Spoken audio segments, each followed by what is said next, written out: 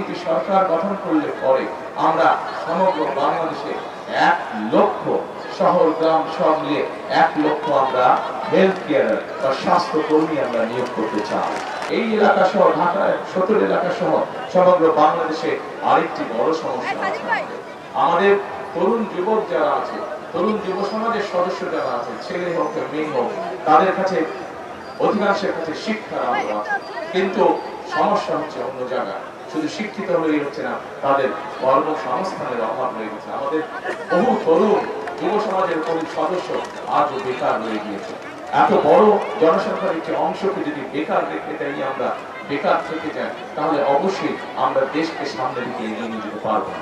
এবং সে কারণে আমরা সিদ্ধান্ত গ্রহণ করেছি যে আমাদের যে তরুণ আছে, যুবক আছে, এদেরকে আমরা বিভিন্ন রকম প্রশিক্ষণ প্রদান করতে চাই।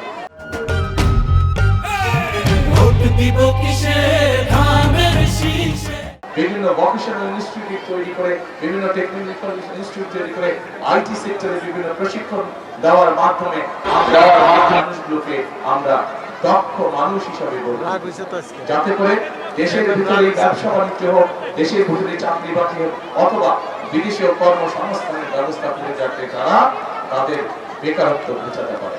এবং একই সাথে প্রিয় ভাই বোনেরা, আমরা সিদ্ধান্ত গ্রহণ করেছি, আমরা দেখেছি আমাদের যে সকল ভাইরা বিদেশে চাকরি করতে যায়, যাবার আগে তাদেরকে অনেক সময় অর্থের সংকটে পড়তে হয়, এবং তখন তারা কি করে, স্বাভাবিকভাবে পৈতৃক জমি জমা যা থেকে বাদ হয়ে অনেকেই সেই জমি জমা বিক্রি করতে হয়।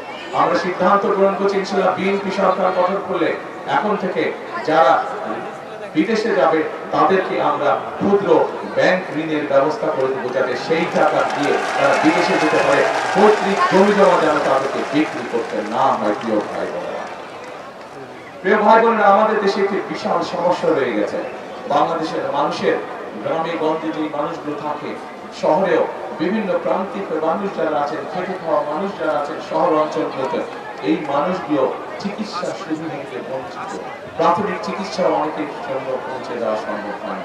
সেজন্যই আমরা সিদ্ধান্ত গ্রহণ করেছি যে ইনশাআল্লাহ বিএনপি সরকার গঠন করলে পরে আমরা সমগ্র বাংলাদেশে 1 লক্ষ শহর গ্রাম সব মিলিয়ে 1 লক্ষ আমরা হেলথ কেয়ার বা স্বাস্থ্য কর্মী আমরা নিয়োগ করতে চাই।